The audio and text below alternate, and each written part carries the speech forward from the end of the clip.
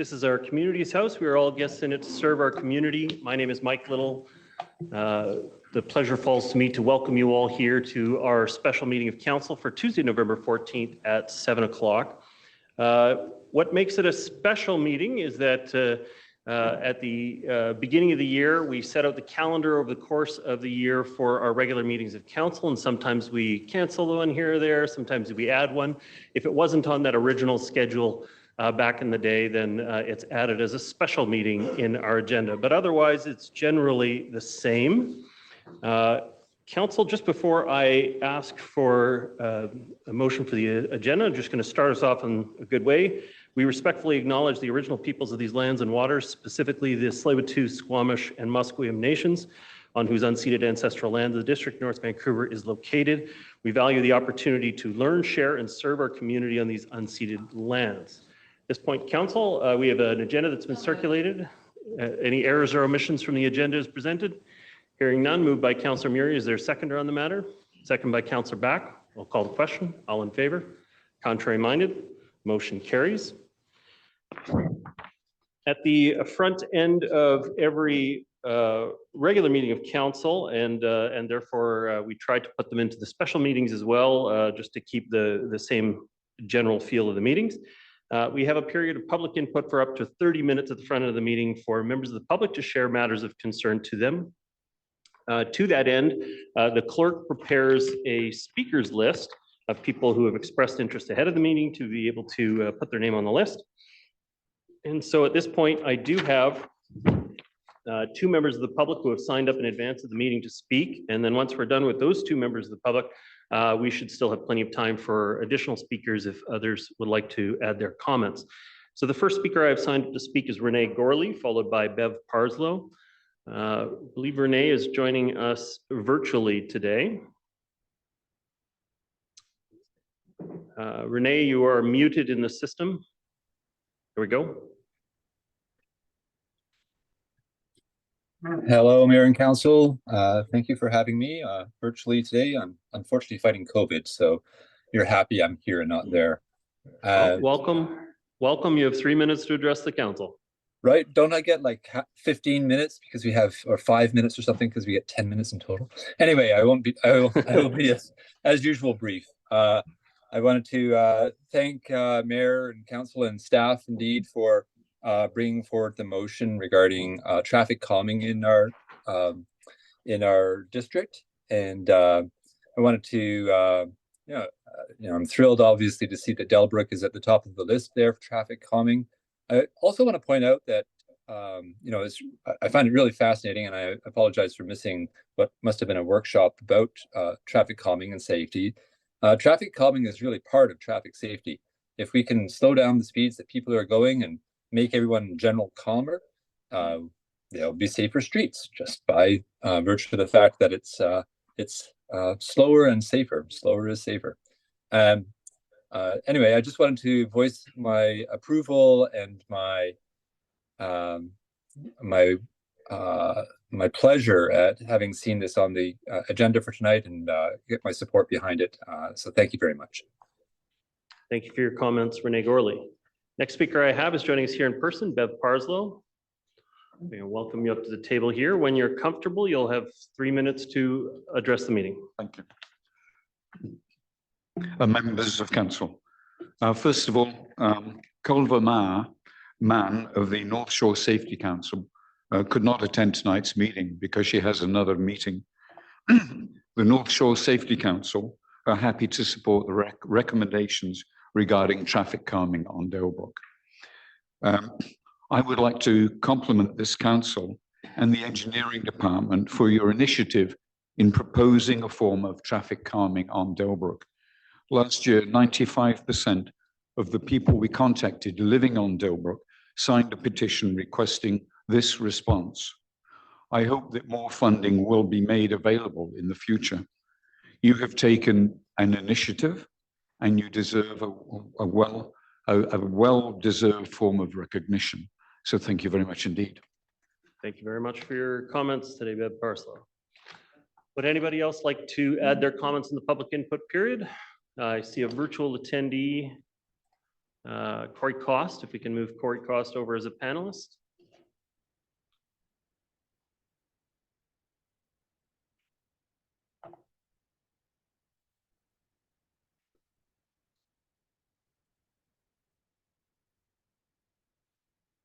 There we go.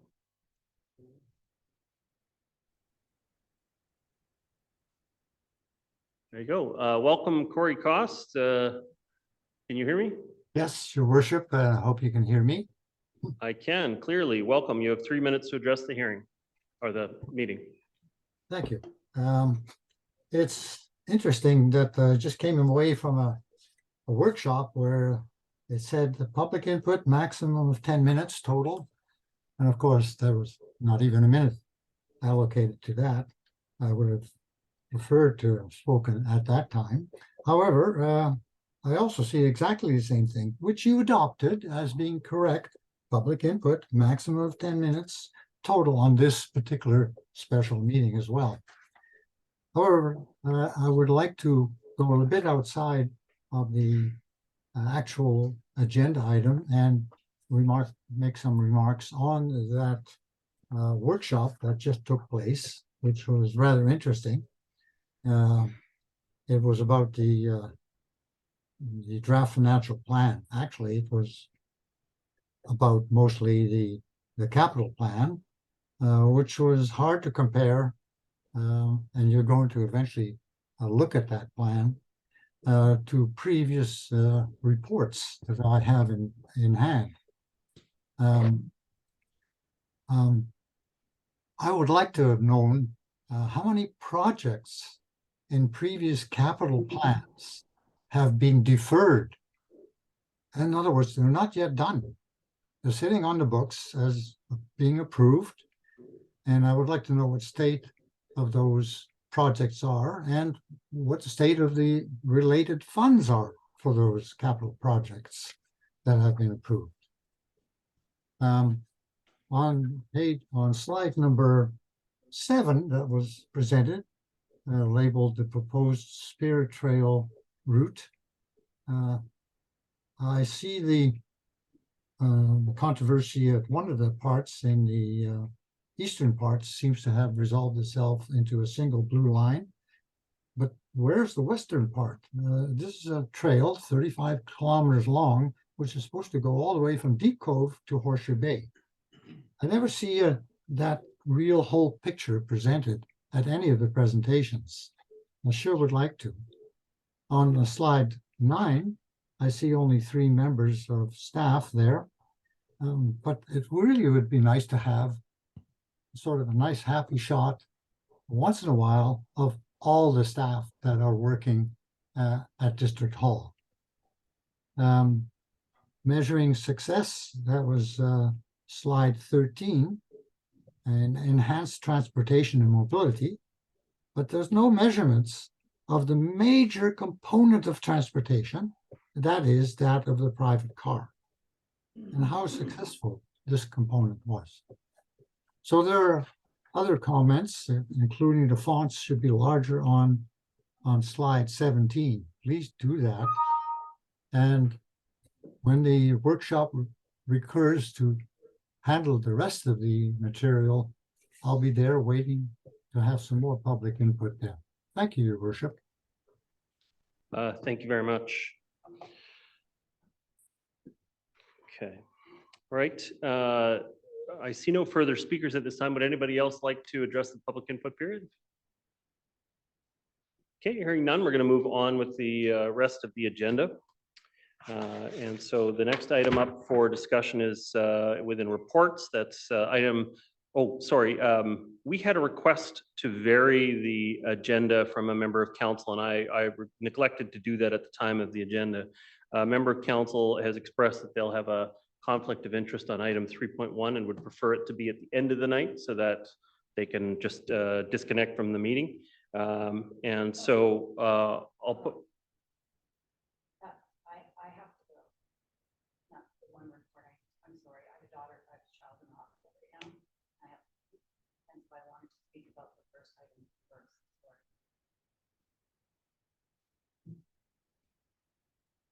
Good.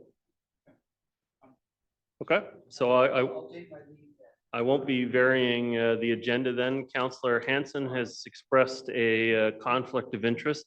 I do believe there's an expectation that you'll tell the clerk the general nature of the conflict. There of is a interest. requirement, Your Worship, yes, there is a requirement to make a public statement now, Councillor Hanson, as to a potential conflict of interest and what that's based on. Microphone, yeah. Thank you. My conflict pertains to my ownership of a property up Indian Arm and parking issues in Deep Cove become relevant to the livability of those properties. I declared this conflict in 2014 at a time when Panorama was being contemplated, Panorama parking was being contemplated, and on reviewing the materials, I felt that the same conflict is engaged tonight. Okay. So I'll take my leave. Thank you. Thank you, Councillor. We'll send for, if you're going to be in the back room, we'll send for you or send you a note when we resume on the next item. Okay, so at this point, we do have item 3.1 up for discussion. So call on Stephanie, just staff comment on this at the beginning of the discussion. Thank you, Mayor Little. Good evening, Mayor and Council. While staff prepare themselves up at the podium for a presentation, I'd like to introduce to you a few of our transportation team members who are here this evening because we have a number of reports this evening. So first off, we have Pam London, who is our Acting Section Manager of Transportation. We have Mac Fitzgerald, who is our Transportation Planner. We also have Dimitra Barbakuda, who is our Transportation Planning Technologist. We also have Benefsha Ramani, who is our Transportation Engineer. And we also have Michelle Lamb, who is our North Shore Mobility Options Coordinator. So collectively, all staff are here to support the three reports before you this evening. In front of you, you also have a couple of individuals from our consultant, Mott McDonald, specifically in relation to the Deep Cove item, and they are Humayun Vahidi and Emily Badutz. Just as before we get into the presentation from them, I just also want to do a quick introduction in relation to the first item as it relates to the Deep Cove parking review. So we're pleased to be sharing the staff report that culminates from a significant volume of work performed over the past year or so. The report and recommendations before you are based on three items. Firstly, what we know historically in terms of the challenges with parking supply and demand in Deep Cove. Secondly, what we've heard through a thorough engagement process with the community as part of this process. And thirdly, what industry best practice is telling us based on what the data and feedback is showing. We know there is strong community and council interest in doing something in the Cove, but I also want to really emphasize that this is a really challenging topic and we will never get to a solution that works for everyone. I believe what we are presenting this evening strikes the right balance when considering the needs of all parking users in the Cove, and that can be implemented in advance of the next summer season. Tonight, again, we have Emily and Humayun from Mott McDonald, who are our consultants that have been overseeing this parking review, and I'll now pass over to them for their brief presentation. Yep. Just as a quick summary of the problem statement captured in our report, we all recognize that Deep Cove is a community that experiences high annual and seasonal parking pressures. And from the supply side, we characterize it as having narrow streets with many properties that do not have on-site parking. And from the demand side, we all know that Deep Cove is a very popular destination. There are limited car alternative transportation options, and it's conducive to activities that require large recreational equipment. With that backdrop, the objectives of the study that we undertook were threefold.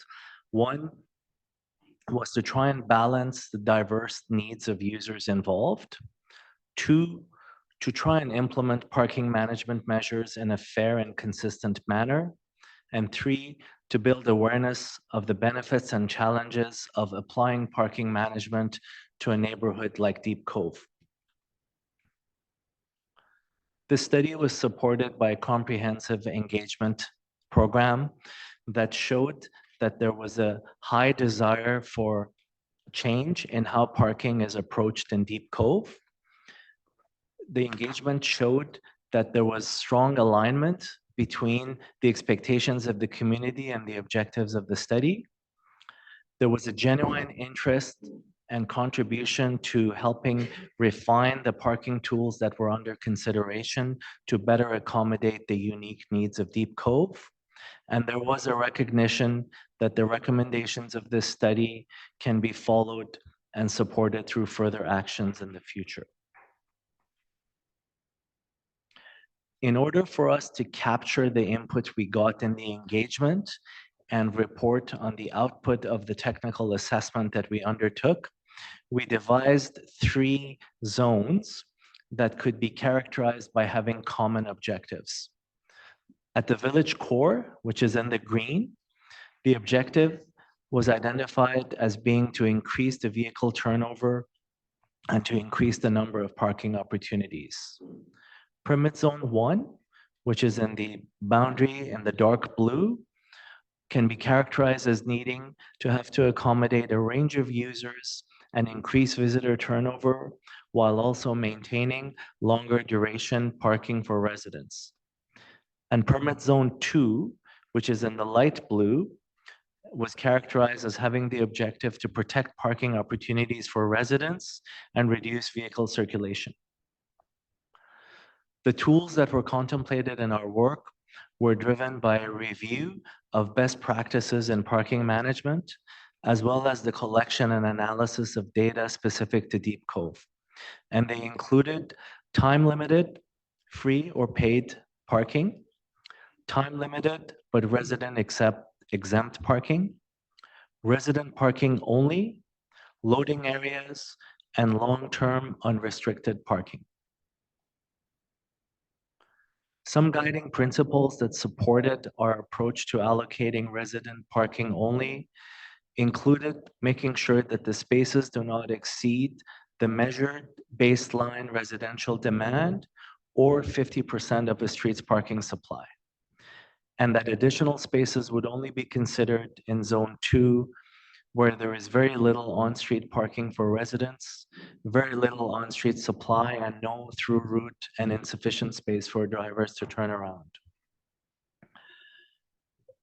The permitting that would support that would be based either on decals that would be attached to a single vehicle with an upper limit of 2 per parcel, or a flex pass that would be transferable between vehicles and limited to 1 per parcel.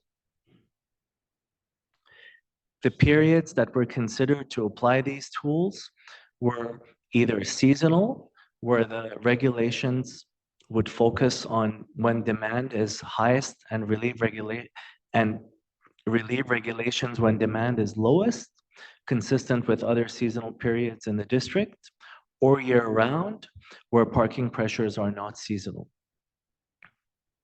Putting it all together, the objectives, the tools, and the application period, this was the outcome of the work.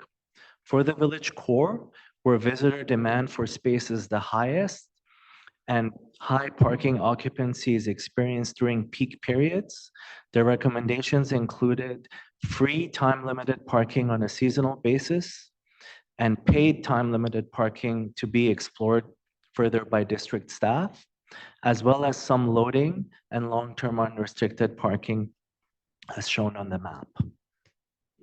For permit zone 1, where there is lower peak period demand relative to the rest of Deep Cove and experiences lower residential demand, the tools that were identified include time-limited resident exempt parking on a seasonal basis and resident parking only also on a seasonal basis with some loading. And for this zone, the resident permits would be limited to 2 decals per parcel.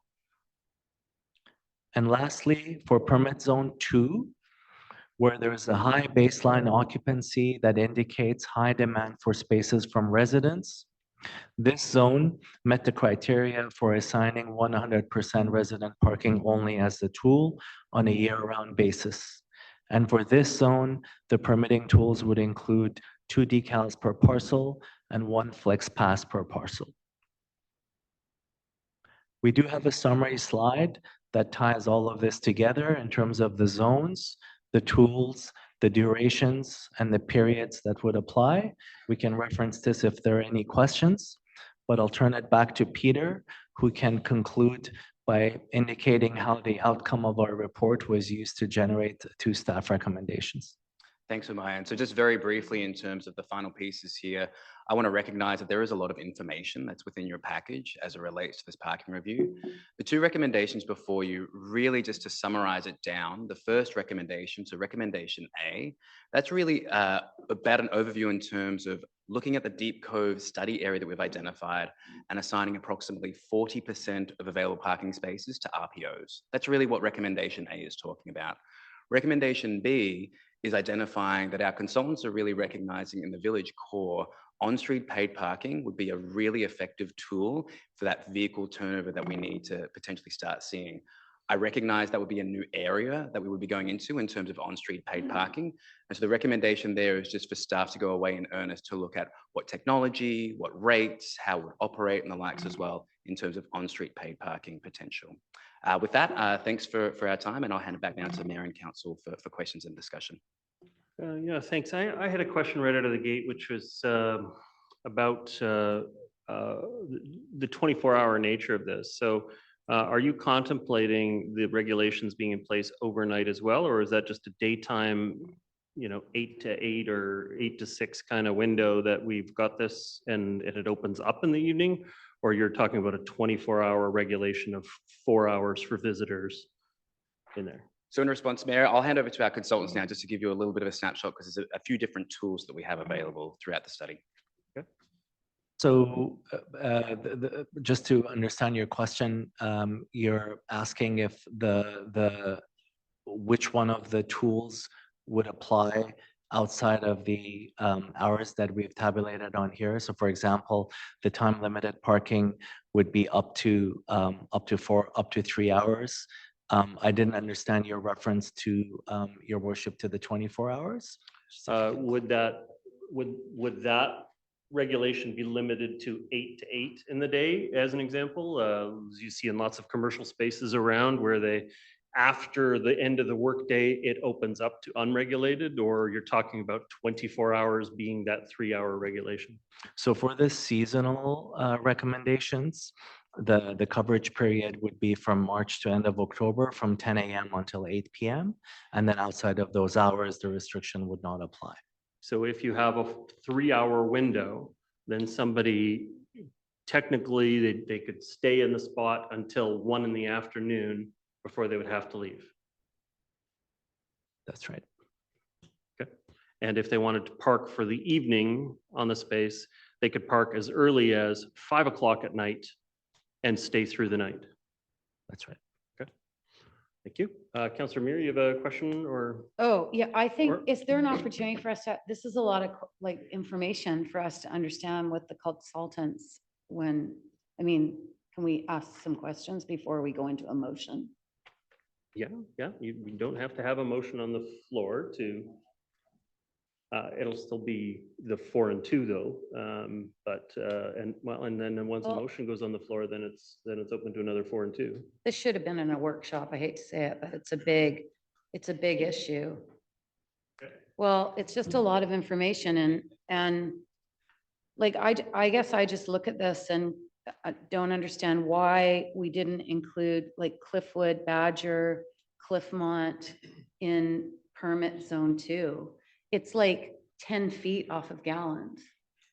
This whole area is like the village. It's not just Gallant Avenue where it intersects at Panorama. The parking problems just get pushed out. It's still walkable from Badger and Cliffwood and Cliffmont. And the missing piece in all of this is we didn't include the area north of Mount Seymour Parkway, Deep Cove Road, Strathcona. That's the problem with this as I see it. I've lived there my whole life. My family ran a business there for 75 years. I know it very well. I worked in the Cove for 15 of my years. And you have to look at the entire area, and we haven't done that. Council brought forward a motion in June of this year asking for the entire area to be looked at from a traffic management perspective. You were given one section of it. And where I see the problem is that Strathcona is what supports the circulation of people driving around the block continually trying to find a parking spot close enough that they can walk to. And I don't see, I'm not in favor right now of of doing any more work in regards to on-street pay parking. I'm going to support the second part of this motion. We haven't even implemented the park pay parking yet, and we need to do that first. And then I think the second thing we need to do is go back and look at the circulation at Mount Seymour Parkway and Deep Cove Road. That's the point of no return. It's like Horseshoe Bay. It's like the West End. You know, Horseshoe Bay is a dead end. Once you get in there, it's a circle, then you get out, and it's even a one-way. It's the same in the Cove. And the whole thing has to be looked at in order for any kind of solution to even improve where we are right now. Because human behavior is always, if they can, just going to continue to drive around. We do that in the city of North Vancouver right now because there's no parking. So you just drive around and around and around and around until you find a parking spot. Eventually one comes up, but it's part of the congestion and the unlivability of the area right now is that there's just too many people. Can I just go to staff for clarification on that? So I recall the discussion where we said the area north of Mount Seymour Parkway. And so I just kind of curious, did the consultant come back with a recommendation that this was just the area that they thought they'd focus on, or was that staff is going to cover the rest of the areas? Because I agree with Councilor Murray. Rayburn is an example, and some of those roads right there, Ambury, they're all- actually closer to the Deep Cove core than some of the areas we've contemplated in here. Yeah, so just speaking on behalf of how staff have evolved through what you can see in terms of the map. So the study area was based on what we did in 2014 and 2015, the last parking review process. And so we mimicked that process to inform what would be happening here. We've had two discussions with the community. One was in December of last year. The other one was in April of this year. So both of those were before the June 2023 council motion that came forward. I certainly appreciate in terms of the direction that was provided to council, but I also want to advise council, there is nothing precluding direction from council to tell us to expand zone 1 to the south or whatever the case may be, to explore opportunities to implement similar initiatives on other streets if you so wish to direct staff to do that. But we did do that in June. Yeah, so through the mayor, the piece of the puzzle that I'm not 100, that I can't confidently say right now is in terms of the public engagement process. So we had a very thorough public engagement process based on this study area, and that was done in December and April. And so we would need to go away upon that direction and very quickly come up with a plan in terms of how we can incorporate whether both a public engagement discussion as well as an implementation if we were to install them for summer of next year. So So the consultant was asked to stick to the historical boundaries of the 2014 reporting area. It wasn't that their decision was to just focus on this area. That was what they were told to stick to. That is correct. Yeah, that is correct. Okay. even though we had a subsequent motion recently that said, look at the entire area north of Mount Seymour Parkway, only because we did consultation in December and April. So I will stab at this. Worship, I think what staff are saying is, and Peter and I were just chatting about this, we don't see a huge change in the permit zone 1 if council wants to extend that, and we should. We want a little time, a quick brief to go back and see if there was any in the consultation that precludes us from making a suggestion to council. But all indications would be that we could expand that permit zone 1 into that area to move it out and then capture those streets that Councilor Murray's reference to. I tend to agree, Strathcona and Lake, which functions as a collector in the neighborhood. So we would look at that and look at extending permit zone 1. So looking at extending permit zone 2, because that's the more like, sorry, it's a lot to get through to look at the map and then try to understand what you're saying. Thank you for your work, by the way, everybody. Thank you. You do this all day long. We get 6 minutes. Understand it after your presentation. So permit zone 2 is the more restrictive. And then permit zone 1, there's going to be time limited parking on there, but also decals for residents to have 2 decals each on streets like Cliffmont and Badger and Caledonia. Mr. Joyce, are you Spring or? You can go, that's correct, Your Stone? Worship. As you move out from the core, there's less demand. So as you look at the permit zone 1 and zone 2 in the village core, and what we're suggesting with the changes, we're moving away from the village. Okay, core so and we'll what, make those so, changes. thank you, Mr. Joyce. So what I'm saying to you though, is I don't believe that there is a difference between Caledonia, Badger and Cliffwood and Banbury and Rayburn and the village core. A difference would be, you could look at the parking lots, Cove Cliff Elementary and Sea Cove. Cove Cliff Elementary parking lots are full, Sea Cove is 2/3 full because people don't want to walk that distance, right? So that's why it's not as saturated. But this area is all the same. The part we're missing is the circulation coming into the Cove. And once you pass Mount Seymour Parkway, which is the point of no return, you are going to drive that gauntlet all the way down to the Cove and go, let's just try that one more time. We'll look at that really nice house we saw on the first go. And they're going to do it again. Times that by 1,000 every single Saturday and Sunday and every day in the summer. And you begin to understand the impact to the community and why the livability is being challenged. Speed, congestion, people parking in people's driveways. I will also say one more thing there, Little. The permit passes in this municipality are very different from one community to another. Upper Lynn, there is no impact on, or there is no limit on parking passes for people in Upper Lynn because of From Mountain, but there is a definite impact to other neighborhoods. Lynn Valley, some sections of Lynn Valley, and certainly the Cove. And so it's not balanced and it's not really fair. Your comment in regards to the 24-hour parking, you know, that's a challenge because people are going to want to be able to utilize the road in front of their houses. And I think the issue of enforcement, is enforcement spoken in this? It's spoken to in the report, but I would ask our staff how we are going to enforce this, because right now we can't enforce what goes on every summer. Okay, thank you. Do we have an answer to that? Mr. Cohen? Yeah, so through the mayor, there's a number of tools that you can look in terms of how you can best manage your curbside. This is looking at the supply and trying to curtail the demand in a way. Enforcement is just another tool of the toolkit as well, and we can chat with our bylaws people in terms of what opportunities there are to improve that piece as well. I just ask if the consultants ever looked at like when you pass the parkway at Deep Cove Road, you know, where the little commercial area is right on the corner, if there was ever just a suggestion of all lots are full. And that's where you can leave. You go west then along Dollarton. All lots are full, head the other way. Did we ever just look at something as simple as that, like a flagger? Through the mayor, I can speak on behalf of the consultants in relation to this particular item.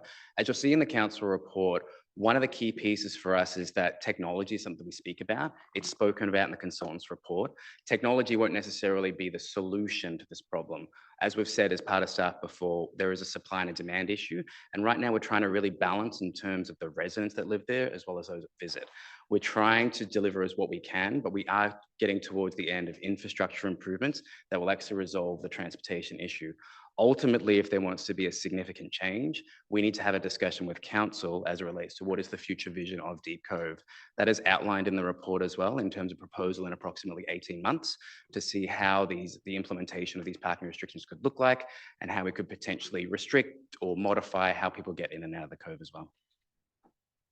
Thank you. Next speaker I have is Councillor Mo. Thank you.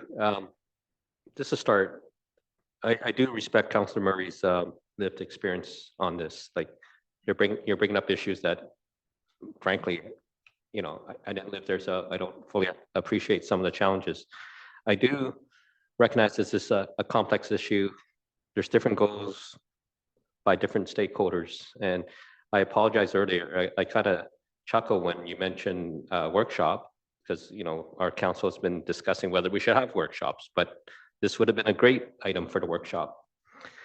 Having said that, I did speak to a few business owners in the Deep Cove, and I know some of the comments have been passed on to Gavin Joyce in engineering, but I maybe we'll just verbalize it just to bring them forward. If I can ask, in terms of scope, when you look at this parking plan, I'm assuming one of the key things is traffic flow. But did the consultants also look at pedestrian flow? Like once people park, how do they get to the main court? Because one of the comments back from a business owner was the path is not ideal. So I'm just wondering if staff can comment on that. Yeah, so through the mayor, the fundamental piece of this whole parking study was to look at curbside management. And the core principle of this is trying to achieve what's identified as an 85% utilization. That's when you can start seeing vehicles aren't circling around as often trying to find parking spaces because there are spots available. So we didn't directly look at pedestrian patterns and the likes as well. Secondarily, that may come into it, but the primary objective of this study was how can we try and achieve an acceptable level of turnover of vehicles in the Cove? Okay, on that point, if I can do a follow-up question. What consideration was given to staff that work down there that may work longer than 3 hours? Say they have an 8-hour shift. Where are they to park? Mr. Bowen? Yeah, so through the mayor, through the engagement process, we did engage with both businesses and the public in terms of their feedback, and that helped inform the recommendations we have before you. So Okay, I'm going to ask for a clarification on that. So where are staff going to park? So in terms of the most prized areas there, Galant as an example is the center of the core, and that's where we want to be seeing vehicle turnover. I'm going to ask staff in a second just to add to this piece, but we did engage with businesses. I'm going to ask Mac to also provide some additional context. Through your worship, can go on to this one. Thank you. Through your worship, the long-term parking areas will be able to accommodate vehicles 72 hours as is in our current bylaw. So if employees are arriving before their shift, they can park in that long-term area and they would be allowed to be there for the duration of their 8-hour shift. Thank you. Thank you. Yeah. There's 2 yellow strips that is contemplated to be untime regulated, which would be the ideal spots for staff showing up early in the day. Is it going to say staff parking? Like, Nope. how does that work? No, this will just be long-term parking generally available to the public. Is that correct? That doesn't answer the question. Yes, that's correct. Yellow. Councillor Ma, the floor is yours. wow. I think I'm going to save my comments for after. Is that okay? Yeah, that's fine. Thank you. Treat it like that. Okay, I've got Councillor back, your comments. Thank you very much, and thank you for your presentation and for all the work that's gone into getting a parking plan for Deep Cove to this point. I don't know all of the history. It goes back a long time, some of the issues around parking in Deep Cove. But I'm glad that we are kind of finally getting to a point where we're looking at some demand management measures, because I think they are absolutely necessary.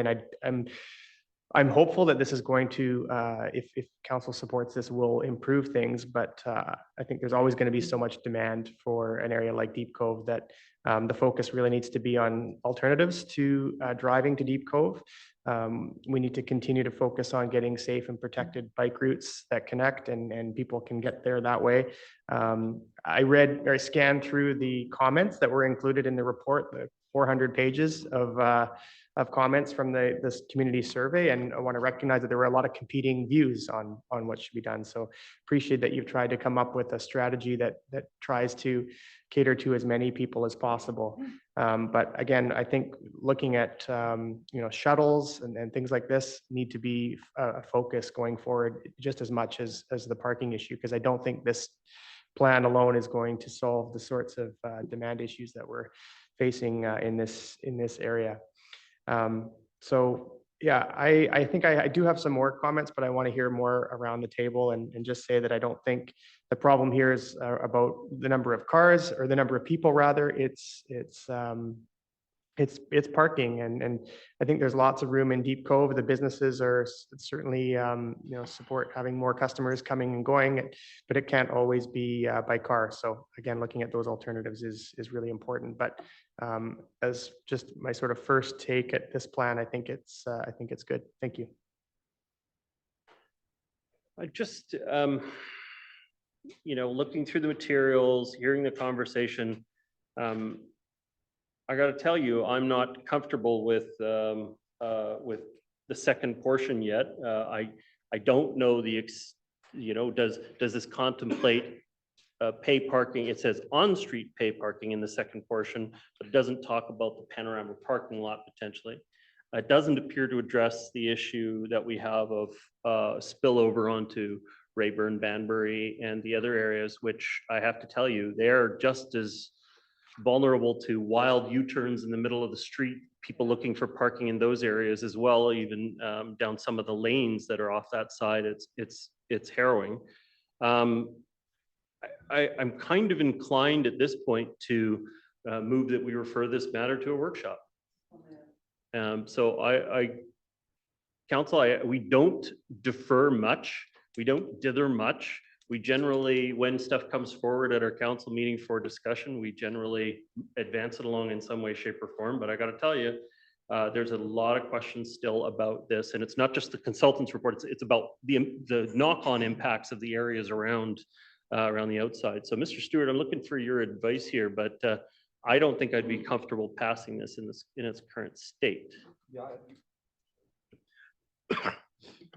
Your worship, I think also part of this is staff being very clear on the expectations of coming back to a workshop.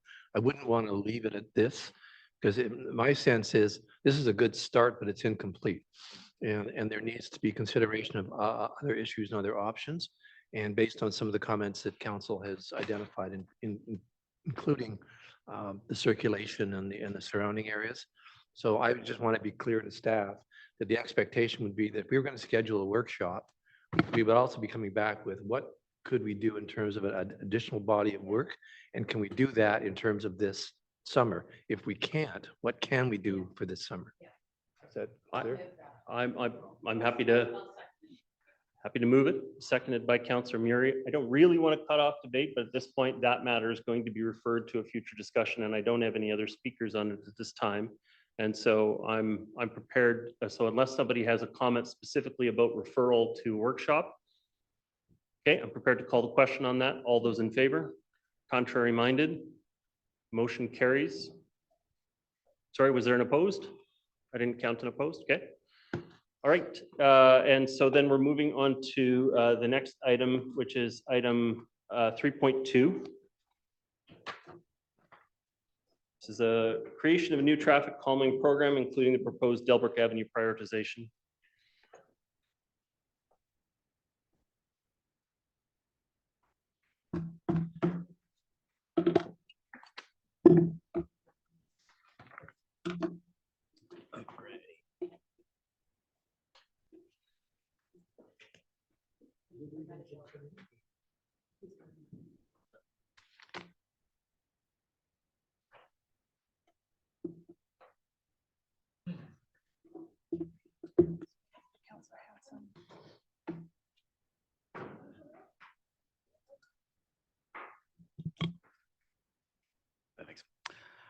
All right.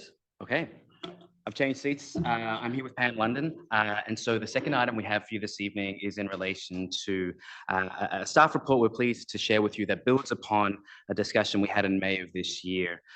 In terms of some of the challenges and opportunities we see in relation to traffic calming and road safety initiatives. As council is aware, we do have a traffic calming policy, but our investment is prioritized based on our road safety framework criteria. What this effectively means is that currently we use historical crash data to determine where we should be spending our allocated budget. But even in doing so, we continue to hear concerns from the community and council of other locations where there is a perception of a safety issue that should also be addressed. And this staff report and recommendation intends to directly respond to that concern. Lastly, you might also be wondering why we proposed Delbrook as our 2024 pilot, and this is due to Council's direction earlier this year that asked staff to prioritize this corridor for traffic calming considerations. We know that there are other locations we hear of frequently, such as Kirkstone, Strathcona, and Allen Road, and staff are certainly aware of this. And we assume we will likely see those as corridor candidates for Council's consideration in the fall of 2024 as part of the selection process for a 2025 corridor. I'll now hand over to Pam for a brief presentation and look forward to our discussion as well. All right. Thank you, Peter, and thank you for having me here this evening. I'd like to walk you through the new traffic calming program, including the prioritization of Delbrook Avenue as a first corridor for assessment. So as Peter said, what brings us to this point here tonight? So earlier this year, during a workshop with council, it was proposed that staff investigate splitting the road safety and traffic calming initiatives. This proposed approach is intended to enhance traffic safety, increase livability, and improve the quality of life within the district. The new traffic calming program will strengthen the district's efforts to implement safety measures across corridors. So our communities have expressed interest in receiving traffic calming measures, but this is not necessarily being represented in historical data. So the blue boxes here, they show the existing streams for funding and implementing traffic calming. So through the road safety program and through the local area service projects, or LASP. Within the road safety program, staff have a budget of $100,000 a year. This program is data-driven and follows Transportation Association of Canada and industry best practices. So when a safety risk is identified, staff have a responsibility to act and invest in a solution. The LASP program is solely community funded, and these changes are not warranted by engineering study and data. So this often will result in implementation of things like speed bumps. While we recognize that we have these two established programs, staff continue to experience challenges to match the level of expectation that the community has in relation to road safety and traffic calming. We see two big issues. So perceived concerns from members of the community that are not supported by historical data are being requested to be prioritized above locations with known safety problems. And secondly, we know from our experience that there's often very different perspectives on road safety and traffic calming when you compare local residents with the driving commuters. So with these two issues in mind, we have conflicting interests. So staff are trying to balance council and community requests with data warranted safety upgrades. This new traffic calming program allows us to provide a new level of service to both council and residents. We'd have the direction and funds to act on feedback from all stakeholders. So how will this program work? Our intention with this program is to create an annual process where we focus on one corridor each year. So at a high level, there's 5 steps where we engage with the community and take their feedback to come up with a preferred concept and share that back. And we would then move forward with installation. A fundamental aspect of our community engagement is having neighbors and commuters together to solve the concerns that have been raised, given that they typically have opposing or conflicting objectives. So I see this as a huge win. We would see a new level of service for the community. So it'd be based on council selection. So it's your decision and your direction. The program is based on the principle of public engagement. Any implementations would see engineering sign-offs. We'd want a safe and sound solution that would follow industry standards and best practices. So what do I mean by a sunset date? So staff would evaluate and monitor the changes to the corridor. However, we would not be investing significant funds into any further changes, as the next year staff would need to focus on the next corridor. The major difference between the current road safety program and the new traffic calming program is the level of public engagement. Since this is a council and community-driven program, both groups would have the opportunity to participate in the overall process. You would see staff listen and learn as we focus on reporting back to the community and meeting participants within the proposed design corridor for changes. The project would start with the involved level on the public engagement spectrum. The community would be invited to participate in hands-on in-person meetings located in the neighborhood of the selected corridor. So these would be facilitated by transportation staff. Participants could share their concerns and issues and be invited to discuss their desired outcomes using a toolkit of traffic calming solutions. So when we talk about a traffic calming toolkit, we could see things, we would focus on rapid implementation. So items that are low cost and quick to install. We'd focus on achievable goals. So items that can be installed within the year. It could look like the narrowing of available road width through road dieting.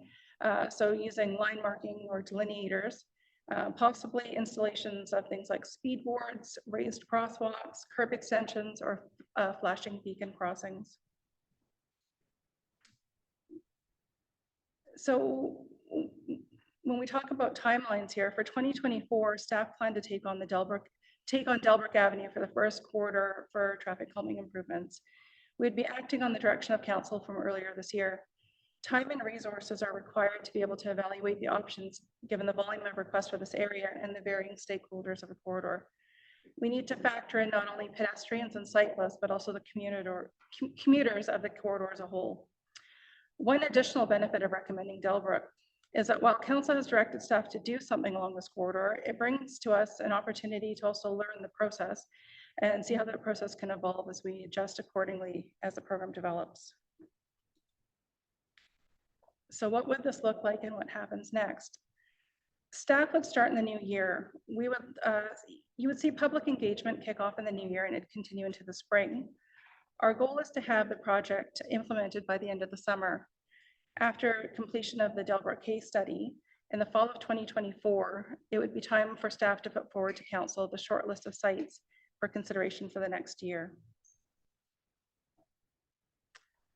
The designation of a standalone traffic calming program stands to strengthen the district's efforts in better serving community interests.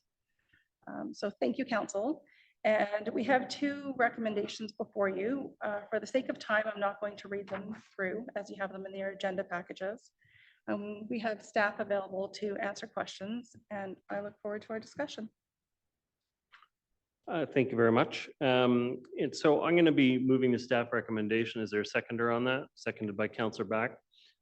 Just my own comments on the matter. I mean, you see this all the time when you go on social media and the neighbors chat and all these different things, that there is a sense that there is just an overwhelming inherent risk on some areas that there's no verifiable data for that risk. It's a localized perception of it because it's what they see every single day.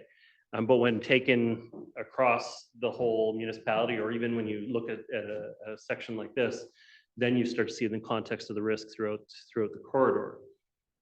I like this as a bit of a balanced approach because it does still take into account community feedback into it. If we entirely went just simply by risk, we'd be dumping all of our resources into marine and cap over and over and over and over again. And we have to be able to address issues in more areas of the community, and sometimes you can get ahead of it. Parkway and Riverside was in the top 3 on those lists for decades, and then we had a few changes at how Riverside traffic is loaded onto Mount Seymour Parkway, and all of a sudden we dropped out of the top 3 regularly once that was done. So there are sometimes creative engineering solutions that can help take a community out of that. So I'm optimistic that this way can consider both, but you have to have the statistics and be data driven in terms of the recommendations. But at the same time, when you look at it in this localized manner at a time, you can still have the discussion about some of those more secondary risk areas within the zone. And sometimes they're low-hanging fruit. They're relatively cost-effective to be able to address the risks in those areas, and so it's reasonable to respond that way. I will just comment. Councillor Murray in the workshop made a comment about something I think can be boiled down into the perfect being the enemy of the good. A good old-fashioned Voltaire saying, where when engineering comes in and puts their hands on a project, the burden they believe they have is that they have to leave it with the lowest risk they possibly can achieve out of the situation. And I get that. Our challenge is it also has to be applied across all of the risks within the Lower Mainland.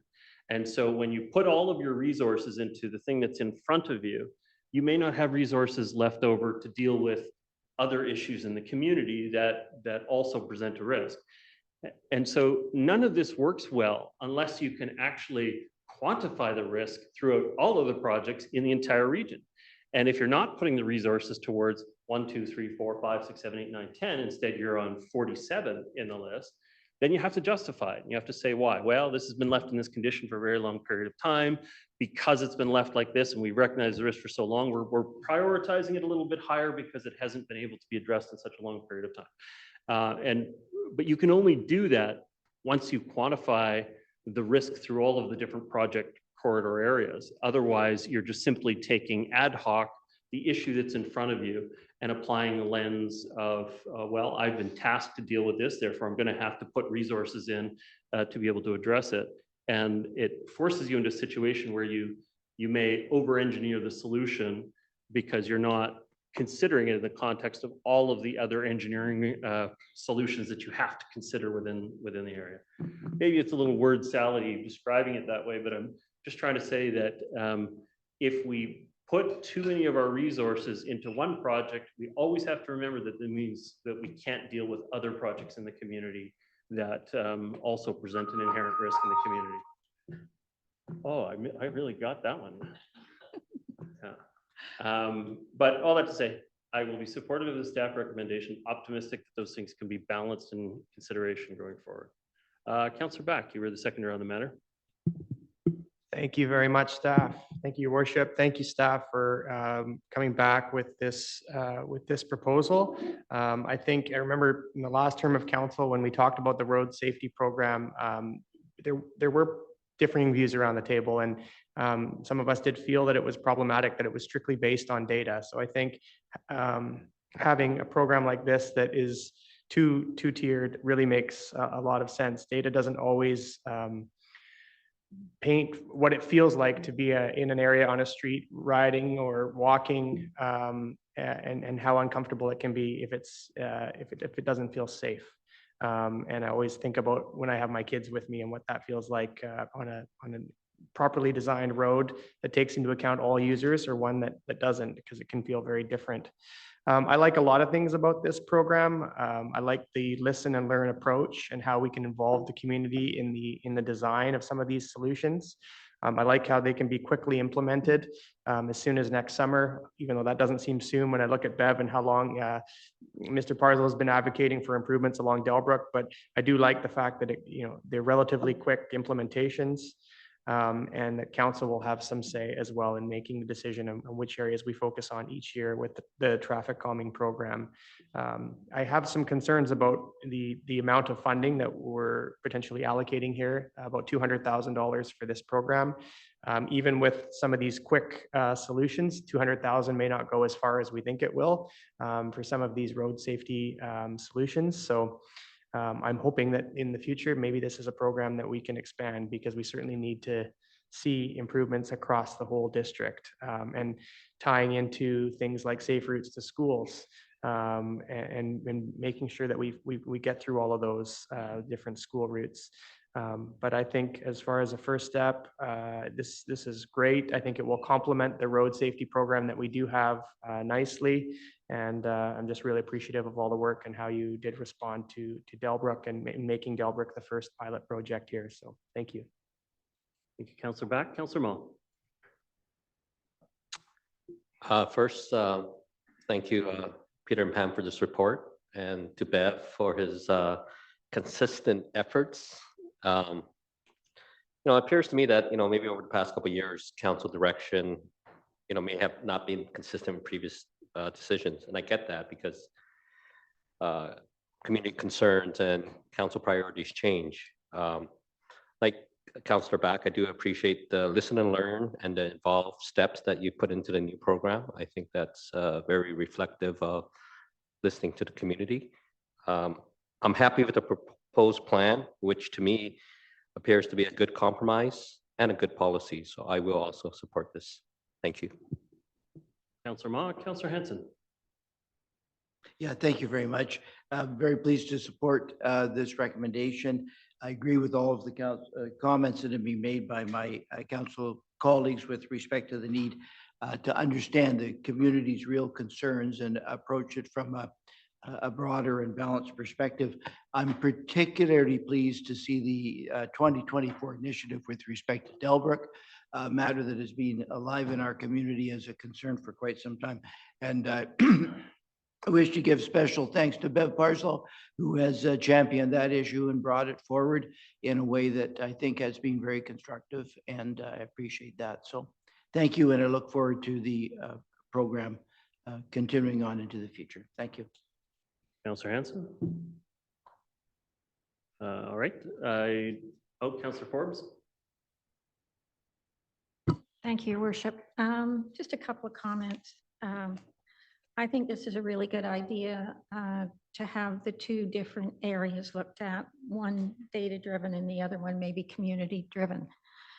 One of my concerns about the community-driven part, because it will, according to reading this, funding-wise, approval-wise, it may take second place. So I'm wondering how the community is still going to be involved and able to give that input to you. Will it strictly be like emailing in? Will we have like sort of a wrap application that will apply to traffic where they could make the reports, and that would make it easier on you guys too, instead of siphoning through emails. So I'm just wondering, because I really want a robust communication plan wherever we look at these things. So through the mayor, in terms of the community involvement, on an annual basis, we'll be collecting inputs from the community. So we have a reporter problem. That's where we get the vast majority of the inputs from our community. If they come through different ways, such as mayor and council, we actually file it into reporter problem anyway. So we can actually capture metrics through that process. At the end of, say, the summer, we would then be able to go through and say, like, well, where are the areas that we're hearing the most from the community? So it could be, say, the top 5 or so of saying, like, okay, these are clearly the ones that we're hearing a lot about from the community. We would come to council and council would listen or see staff's recommendation in terms of which corridor for that following year. That process gets done through a council direction. And then shortly thereafter, we would prepare a full involvement discussion with the public. And so that could look like a facilitated in-person design charrette or something similar. One of the big things for us as staff that we often get challenged with is that you have your neighboring residents and you have the commuters that often have differing perspectives. And historically, we've been caught in the middle in terms of, well, how do we do something right? So the whole idea is to bring everyone together so everyone can hear everyone's different perspectives and hopefully come to some kind of consensus or compromise in terms of what the majority of folks would be wanting to see. We'll take that feedback back. We'll just make sure from an engineering perspective it can work, and then share with the community saying, this is what we've heard, this is what we're looking at implementing, and then go and implement. Great. I would, if this passes, I would really like to see us put some advertisement on that we now have this other division of traffic, and people please report any problems on the RAP app. Yeah. So I'd like to see that so that the public is aware that there is now a separate division to handle the community issues. Yeah. So just one quick thing to add through the mayor, we're also looking at a project website in terms of Looking at a which? A project website in terms of making it a little bit more user friendly, so we can capture that input a bit better as well. So still a little bit more to do in terms of that piece, but certainly in terms of what you're saying, that's certainly aligned with kind of how we're approaching the input from the community. That's great. Is there a way or somewhere where you can go where the public as well as council could get the identity of the 20 corridors that you talk about in this report? Yeah, so through the mayor, we've shared previously in terms of all the collectors and the arterials, in terms of where they rank. There is 129 that we have in total. So we're happy to recirculate that list, what we have in terms of the current prioritization of the corridors across our community. Could you do that? Yeah, that's I'd not really, That's thank you. I noticed that the final decision will lie with the municipal engineer as the final decision. Will it then come back to council to tell council what the municipal engineer has decided, or is this something that will happen within the department and not come back up to council? So through the mayor, we would certainly inform council in terms of the outcomes. We are hopeful that in terms of what the community is coming up with, there is a solution that engineering can support, maybe with a couple of tweaks. If it is materially different in terms of what the community is wanting, that would probably require another discussion in terms of those pieces. But assuming what we've heard from the community can be supportable from an engineering perspective, we would advise council in terms of the outcome and then quickly go and implement it on site. Good, thank you. Now I get to one pet peeve of mine that I've had for years.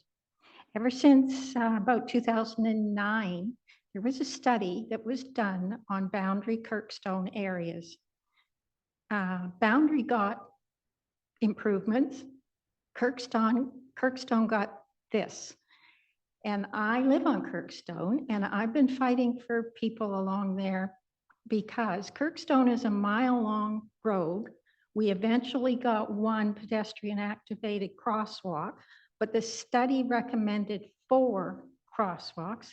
It's also a racetrack because the elevation goes up, comes down, and then curves around the corner. There is no crosswalk from Kirkstone Road to the main entrances to the Karen Magnuson Arena. That seems to me to be that there obviously should be one. There's none.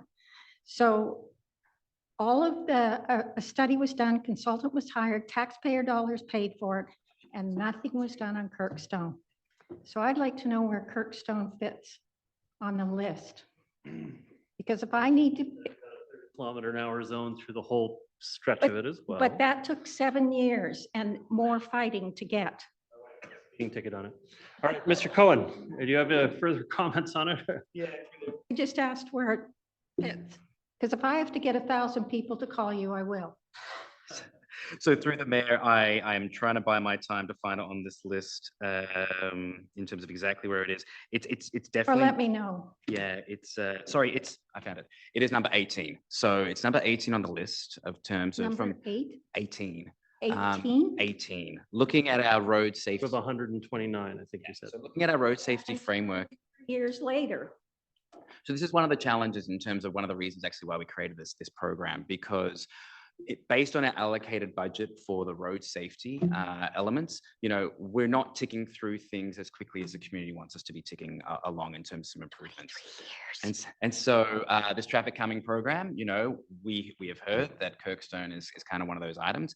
If we hear a lot of feedback from the community, as you've kind of identified, that may be something that comes before council in terms of the report for a 2025 corridor. Well, I'd like some consideration to go to the fact that there already was a consultant that already recommended these things 20 odd years ago. So it shouldn't rely on current. It was that many years ago. And in the meantime, the district has made Kirkstone the only south truck exit. It's also made it the connector for Mountain Highway and Lynn Valley Road. So there's a number of things that the district has increased the problems on Kirkstone. So I would like to see some better priority put on that because I think it's way overdue. Thank you. Thank you very much. I've got a couple more speakers. I was just going to mention that concern was expressed about resourcing this program. And I will comment that in the 5-year capital plan, there's $200 million worth of capital works projects that are for roads, bridges, active transportation. And so this isn't the only money going into upgrades and safety. And there's a tremendous amount of money committed in the 5-year capital plan, which will also contemplate improvements in safety in all of those neighborhoods as well. This is on top of that. Councillor Pope. And I think there's a lot of provincial money coming in for those programs as well, and that's worth mentioning. Hey, thanks very much for coming up with the traffic calming program.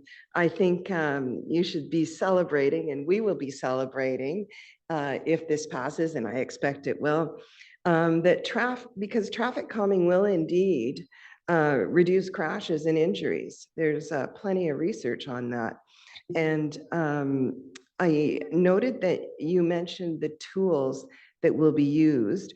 And I was wondering, in regards to Delbrook, that I drive almost every day, I noticed the road width has been reduced, and that's one of the tools. But when you assess that at a later date, like I'm concerned that it actually hasn't been, the width hasn't been reduced enough. And I was wondering if that decision was made on best practices for actual road width, or how you assess the success of it. Yeah, so through the mayor, in terms of one of those small upgrades we've recently done on Delbrook, one of the pieces we were trying to identify was how could we make improvements to the rapid rectangular flashing beacon, the RFB element. And so given kind of the current financial situation we're in, that was a low investment, easy to implement solution. So that's kind of one of the examples in terms of what this program could entail, quick to implement, not very expensive, and trying to see some changes. We will just, just in terms of monitoring our whole network, we'll identify, how did it work, and is there some tweaks that we may need to look at. But I do want to kind of emphasize that the intention of the traffic calming program, data is not necessarily supporting that we do it. It's from a community-driven perspective in terms of some perceptions there. And so the real intent that we're really trying to get to is that every year, we're ticking off a new corridor. The last thing I really want to be getting into in terms of this program is looking at corridor A and dealing with it 4 or 5 years in a row. So I recognize that the interest there in terms of, well, how did it perform? And we'll do that as part of just general looking at our network. But the real key principle of this program is implement.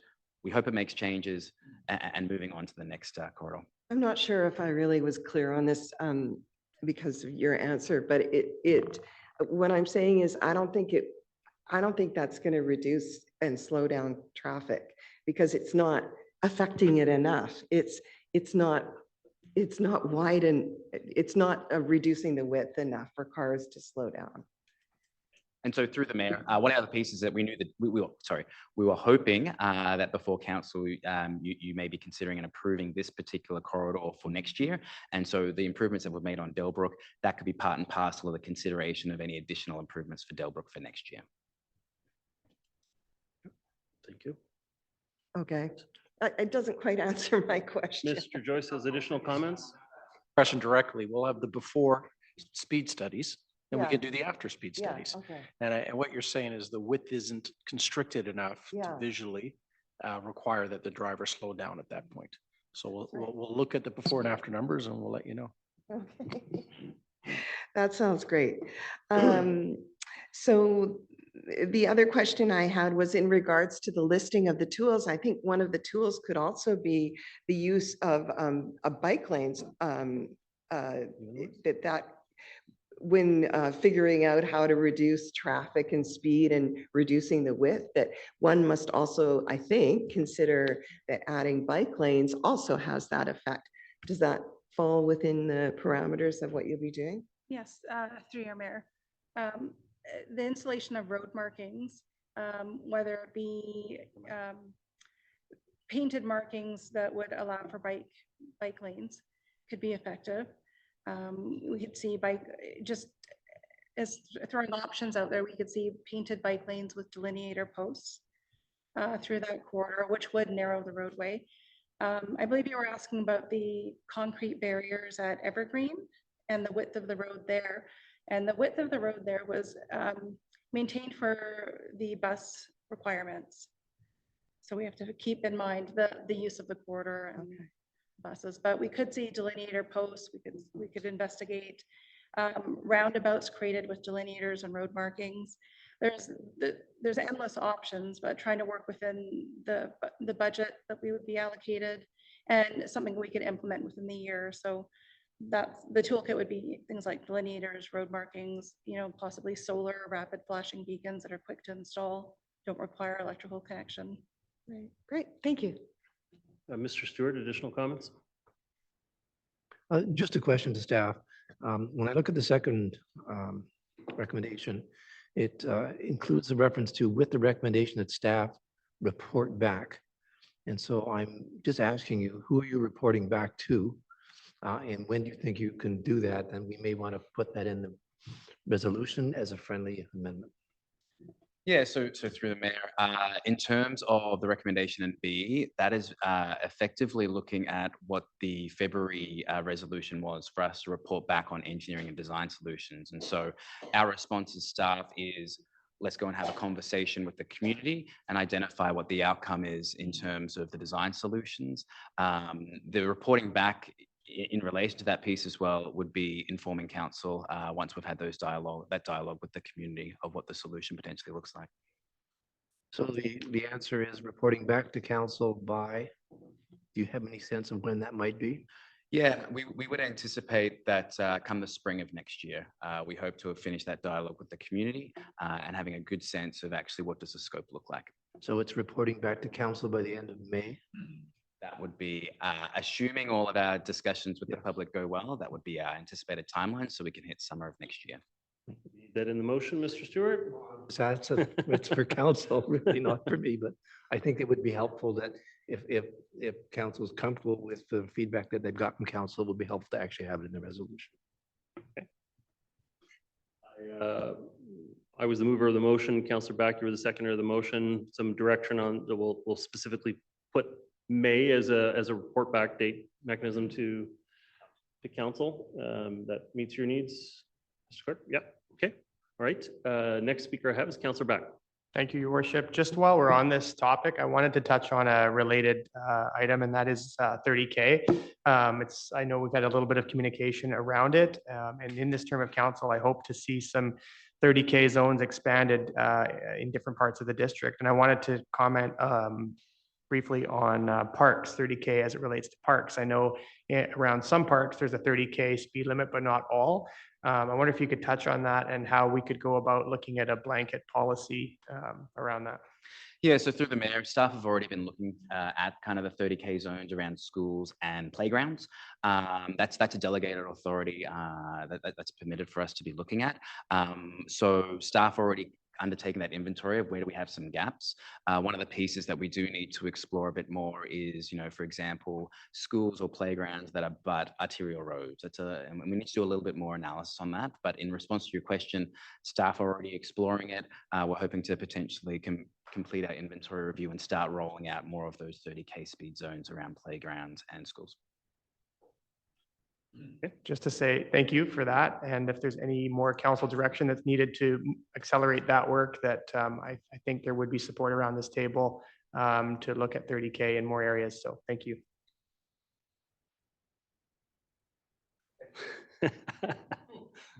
Not that I want to debate that aspect, but I did just want to say that I think one of the things that makes 30K zones effective is when they're used specifically when there is a hazard in that spot where you get the attention of the driver that there's something special here, there's something different about it.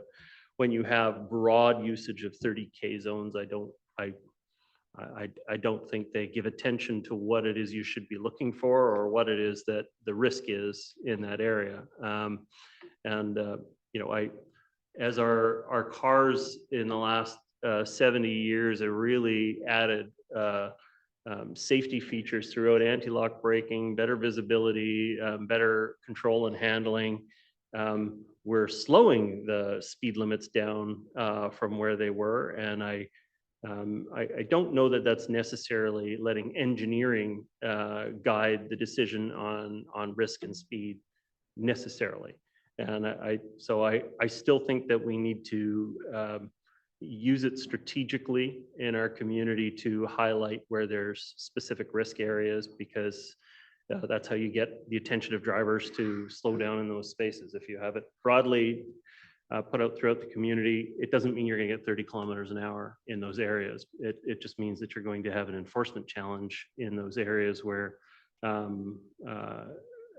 and not necessarily get the safety benefits from it. So while I'm absolutely open to any proposal for those kinds of things, and I think it was a good decision to take the Edgemonte core area and put that forward as a speed zone, I'm cautious about broad use of it. Although having said that, I think the center of Lynn Valley probably could have a discussion about it in that area with such a high pedestrian focus. Okay, Councillor Hanson, comments? Yeah, I'll be very brief, except to say I do support an expansion of 30-kilometer zones in the district. So I echo Councillor Back's comments on that. Okay. I see no further speakers at this time. Motion is on the floor. It's been moved and seconded. I'm going to call the question. All those in favor? Contrary minded? Motion carries. Thank you very much. Okay, the next item up for discussion is the North Shore e-bike share pilot program. And this is the end of pilot evaluation. Carrying on with our transportation theme of the evening.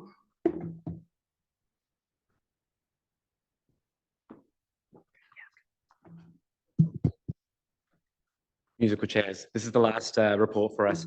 So I will keep my intro here quite short, but other than just to say that we are nearing completion of our 2-year pilot with our e-bike operator Lime, and we've really seen some great success here on the North Shore with our municipal partners. Please note this content has similarly been shared with the District of West Vancouver and the City of North Vancouver in recent weeks. And Michelle from my team has a very brief intro here, and I look forward again to our council discussion here about consideration and recommendation. Thanks. Thanks, Peter. So the North Shore e-bike share program has been piloted for 2.5 years in collaboration with the City of North Vancouver and District of West Vancouver. Here are some high-level key findings. So the pilot program has experienced year-over-year growth in terms of the ridership, fleet size, and the user base. And we have reached an impressive total of over 150,000 trips. And there were over 400 vehicles deployed this summer. The program has a robust user base with 35,000 unique users. We have received positive feedback from the user survey. Over 70% of the users were satisfied with the pilot program. The program advanced our environmental goals. 1 in 3 e-bike trips replaces a car trips, and over half of the survey respondents indicated that they have used the program to connect to the transit, fulfilling the last mile travel needs. The operator also worked closely with staff to improve the safety and parking compliance during the pilot, such as providing helmets for over 60% of their fleets. Notably, there has been no major accidents reported to staff and the operator. In summary, this pilot has been a resounding success. As we reflect on the pilot's achievement, we also identify a few key areas for future improvements. We aim to explore the opportunities for the service expansion on the North Shore, which may also include the First Nation partners. We also plan to collaborate with our operator to expand the fleet size and strengthen the parking management. Reducing mobility barriers is also a priority. We intended to amplify the equity and discounted program that offered by Lime. We will continue to emphasize on rider education, focusing on safe rider practices, proper parking behavior, and helmet compliance. We are seeking council directions on the next steps. We are keen to formalize the district's commitments to shared micro-mobility to conclude the pilot and transition to a more permanent program with our partners on the North Shore. The current operation permits are set to expire at the end of 2023, and we would like to extend the permit with Lime so there's no gap in service.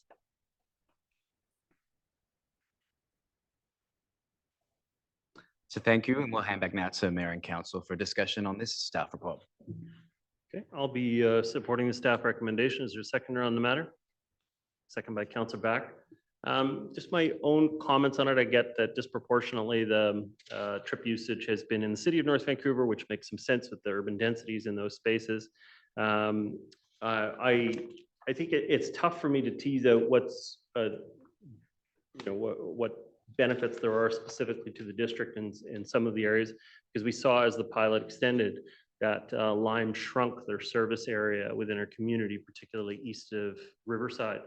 And so where that area was initially open, then it was cut down to Tollcross or Plymouth, and then it was cut down to Riverside. And so the net effect is you have a whole bunch of bikes dumped at Riverside, and they're not effective for that last mile role, which really is the most important role for micromobility like this.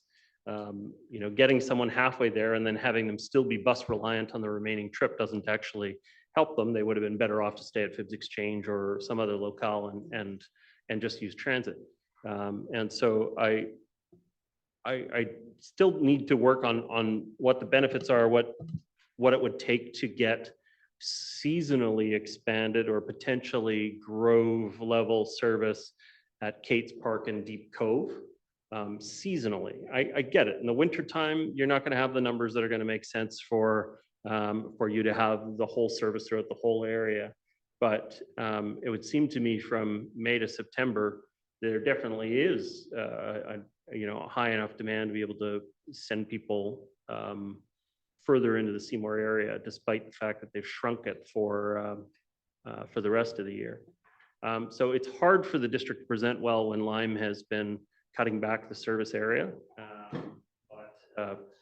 You know, it'd be good to see. I actually met with the CEO of Lyme to discuss this issue and pass that along, that they need to consider seasonal support for tourism destinations. And they said they'd take that away and consider it. So I'm optimistic that we'll have different options unique to the District of North Vancouver in the future. But I did have one just clarifying question. What's our contribution to this? If you had to quantify the number of staff hours into this program, obviously it's a shared role. With the city overwhelmingly getting the benefit from it, you know, what's our contribution to it? Through your worship, so this program is actually self-sustaining. So the operator absorbed all the program costs, including the equipment, the fleet, the operation cost, growth installation, and promotional cost. And the North Shore municipalities receive the annual permit fee from the operator. And the district has received 10,000 permit fee during the pilot program. And this fee offsets the program cost and staff cost.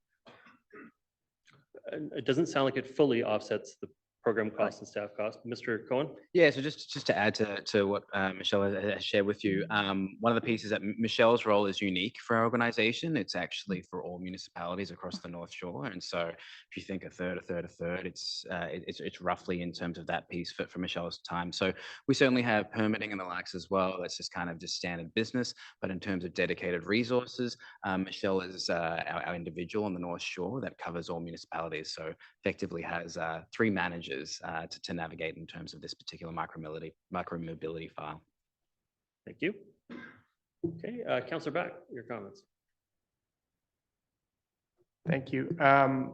Question to staff then. So just to kind of touch on what the mayor has said about expanding service east of Seymour, what would that take? I mean, is it really up to Lyme, or can we help influence that in some way?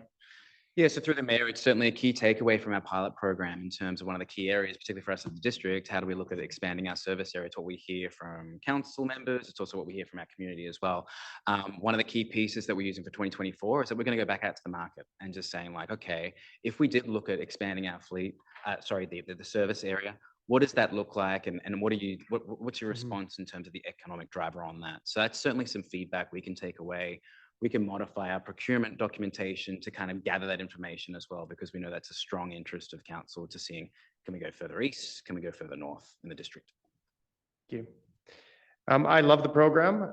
Myself, I'm not a user of it because I have my own e-bikes that I use a lot. But it's been a great way for people to get introduced to e-bikes as a first and last mile solution. I think they have proven to be quite effective. Love the fact that we work collaboratively across the North Shore on it as well. And as we look to kind of grow the program and look at some other types of bikes, I wanted to touch back on the e-cargo bike motion that council approved last June, and just see if there was any update on that in terms of how that may evolve next year. Yeah, so through the mayor, we are in the process of looking at those particular bikes. So we are engaging with the libraries in terms of the rolling out, and we're actually now in the process of purchasing bikes. So yeah. So we're on target and on time in terms of the direction from council. And the timing of that will look like next spring kind of thing, or? Yeah, yes. Great, thank you. I don't see any other speakers on the matter. Oh, Councillor Forbes.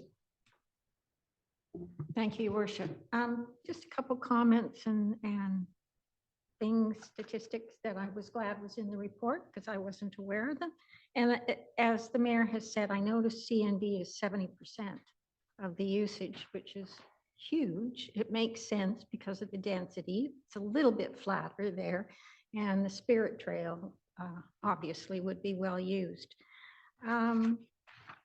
I had a question about the DNV policy that I wasn't really aware of these details, and that is that the city and the district of West Vancouver imply fines. The district doesn't. The district doesn't really have a policy on that, and I'm wondering why. We can certainly take that away, Councillor Forbes, in terms of our approach to finding and the likes as well on that piece. I don't have information in front of me to respond to that question directly, but we can certainly take that away and send you a response. I would be interested in that because I obviously live in the district, and I've had people in trails in Seymour where the bikes are left in the middle of the trail. Even in Lynn Valley, bikes are left on the sidewalks, blocking the sidewalks, and you've got people who have disabilities and can't get around it. So the requirement that they need to be put in a proper parking spot, Lime Grove, without us having a policy or sort of a idea that there's a penalty if you don't do that, I would like to have you look at that as a way to maybe have less of that and less of, there was only the odd bike, I think, that was dumped in the river. But I mean, to get the bikes to the Grove areas, because sometimes they're just left scattered all over Lynn Valley, and how is anybody who wants a bike going to know where it is? And along with that, when this pilot project was first talked about, if I remember correctly, they talked about they had GPS and they would go around and pick up the bikes like in a 24-hour cycle. I don't see them doing that. Some bikes are being left in Lynn Valley and it's days, even a week, but they don't pick them up. Is that not, did they not follow through with that? Through the mayor, so I would like to clarify one thing, that the DMV actually use a free floating parking models, which is different from the city and district of West Vancouver.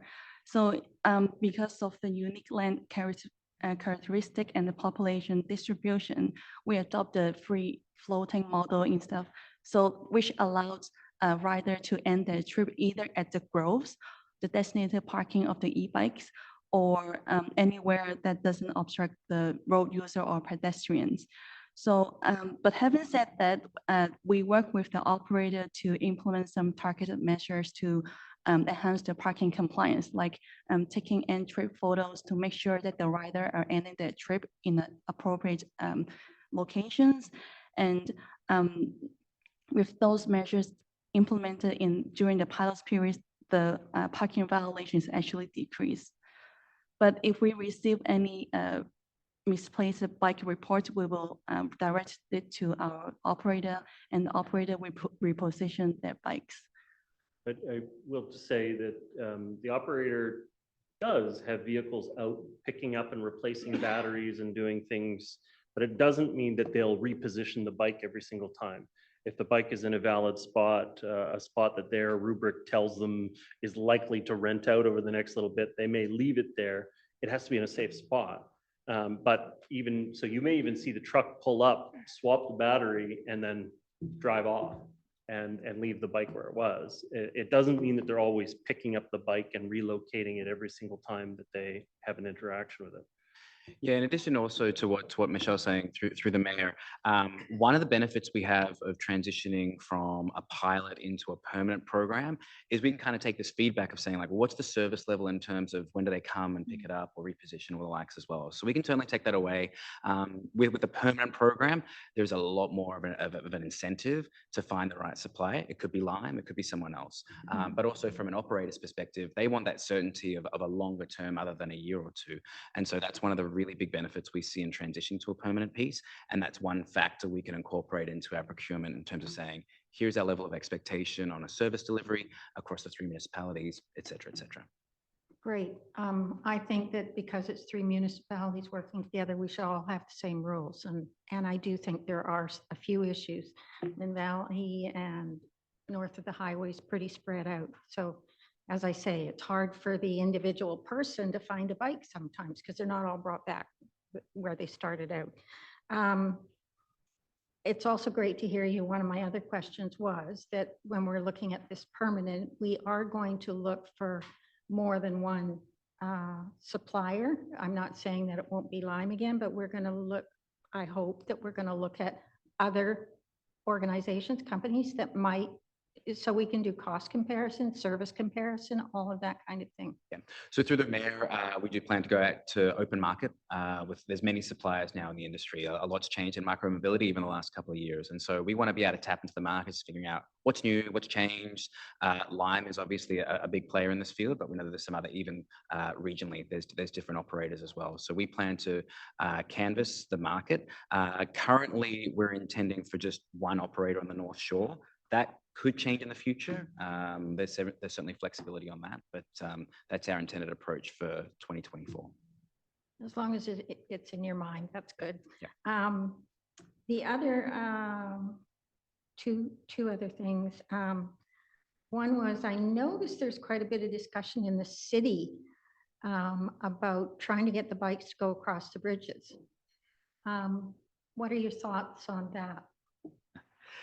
So through the mayor, we know there's an operator, obviously the south side of Bradenled in the city of Vancouver, it's Moby. You know, as we pull together our procurement and tender documents, there is some benefits of looking at, well, if there's a broader catchment area beyond the North Shore, that could be appealing. But we also want to recognize that there's a competitive environment. And so we want to be finding through that RFP process what makes sense for us on the North Shore. It could be with another operator that's adjacent to us. It may not be, but we'll know once we hear back from the market on what's best and what happens there. Okay, and just a statistic that was in there that I was interested in. There were 435. I mean, I think it's a really good program and a lot of people can use it. There's people that can't either, but anyway, there were 435 deployed e-bikes, and that represented 11% represented 60% of the total that was deployed. So it sounds to me like there's a pretty committed core of like 10 to 15% that is doing the majority, over 60% up the rides. Is that correct? Yeah, so through the mayor, you're correct. We're seeing that there's a number of users, but in terms of the majority of trips being done, it's roughly that 10 to 11% of riders that are really the hardcore Lime users, which is great. That's kind of what we want to be seeing and growing that program. So it's a good metric for us. So yeah. Okay, thank you very much. Hey, sorry, Councillor Beck, did you? I had one question, Your Worship, and I wondered if you could comment on the demographic of the age demographic of the users. Seeing people using them regularly, I do see a lot of younger folks, maybe that 18 to 25 demographic for whom Lime bikes provide a sense of freedom for them to get around the community. So I'm just wondering if you could comment on what the age demographics actually look like in terms of the user base. So through the mayor, just give us 1 second. As you know, from our package, we had a lot of data. So we're just collecting that info here. Through your worship, so according to our user survey that we conducted last summer, we have 380 respondents, and out of the respondents, 32% of survey respondents were identified as the age group between 35 and 44. So there's 32% of people representing that age group, which is the majority.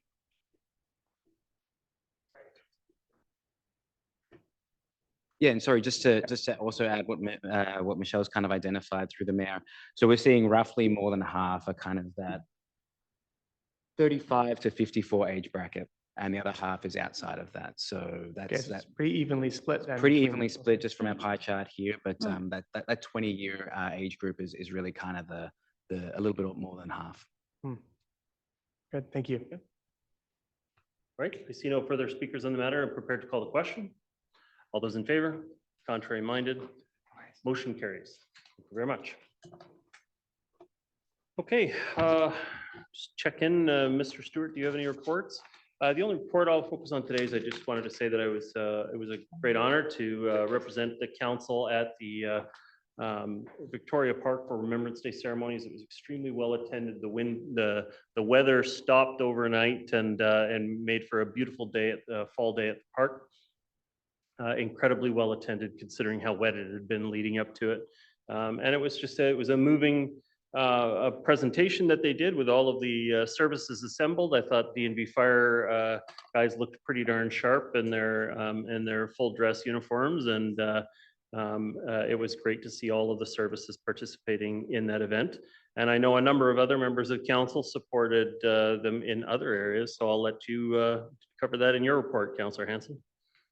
Yeah, thank you very much. We had the honor of representing the district in the Kates Park, the naval ceremony. Councillor Pope was there, Councillor Amiri was there. It was a beautiful event. The planes flew over just at the right time. It was extremely well attended. The sun came out. It was really a wonderful community event, and the participation of the district was well received. I had one more report to make. On Sunday, I attended the Unitarian Church for a one-year recognition of the loss of Danny Cooper in our community. It was a very touching recognition and ceremony that Danny's father, Dennis, presented from the front of the room. And then they had a meal together at the end to talk about it and talk about strategies for protecting people with mental health challenges in our community. And I just wanted to pass along that it was a very touching ceremony, and it's still an issue that we have to put a lot of energy into to make sure that people are safe in our community. But I appreciated the invitation, and it also came with lunch, which was very, very nice touch as well. Councillor Ma. Thank you. Councillor Back and I were at the Remembrance Day service at the Lynn Valley Legion. Actually, well attended. A lot of people from the community came out, and there was a medical incident, and the North Van Fire and Rescue jumped into action right away, handled the situation. The service continued because the crew was very discreet, but they handled the situation quite well. And then the ambulance service came and took the person to the hospital. But it was a great service. And yeah, thank you. Thank you. I see no further reports. So I'm prepared to adjourn the meeting if somebody will so move adjournment. Councillor Forbes has moved it. I'll accept. Thank you very much to staff for preparing the reports for our consideration tonight and the presentations. Thank you to the members of the public for your participation in this evening's meeting. And thank you to the members of council for your deliberations here tonight. Everybody have a fantastic evening. Good night.